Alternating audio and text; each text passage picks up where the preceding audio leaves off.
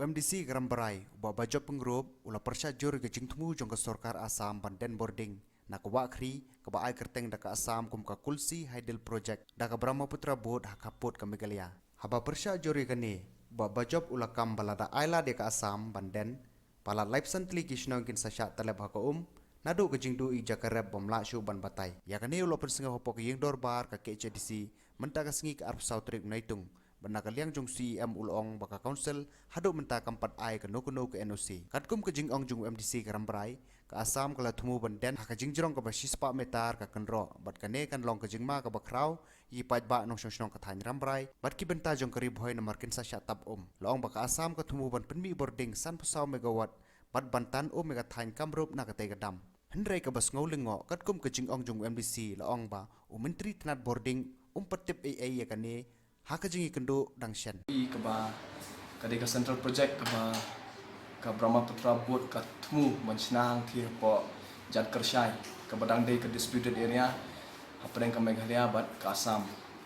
ti jing yoi jongi ha jing ne jurep jonga ro stu jaka po spot ngai ba class dang manya thau yo wa ka Sorkar Assam limba ka Brahmaputra Board ti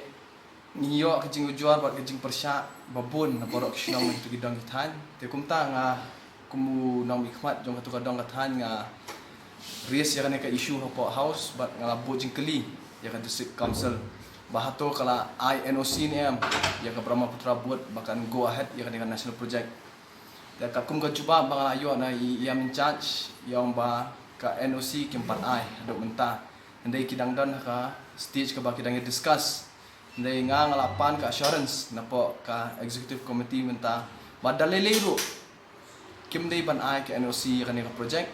bat kumjuru hawat kadai ka national project henry kanum mentoy watang si pasen ru ya ka jela Meghalaya jongi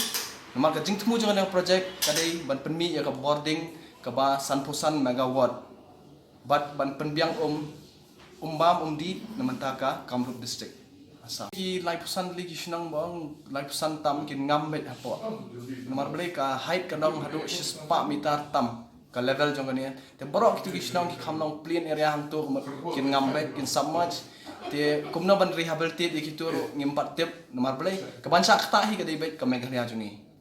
Ta kat tu ki fly newspaper report ngimpat yoi watang we minister ban crunch phangkane ka water project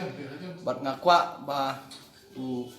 honorable CM Badan Buram paun simkhai kane bat ka Assam ba dalile ru ya kane ka project ka ba kan kata ya ka jela jongi ba khamta mi kitin nong song jong ka tu ka dong ka than ba kidiban scrap ya ne project bat ba kin aila bet ba kum ka lang menta kanya bet ka jingsuk jingsan hang tu ka dong ka than kisnong gi ba sha kata hang tu kendai ka Kershai, ka Daripang, ka Nong Spung Dalbari, ka Ukiam, ka Borkhli, ka Hasem, ka Khamdor, ka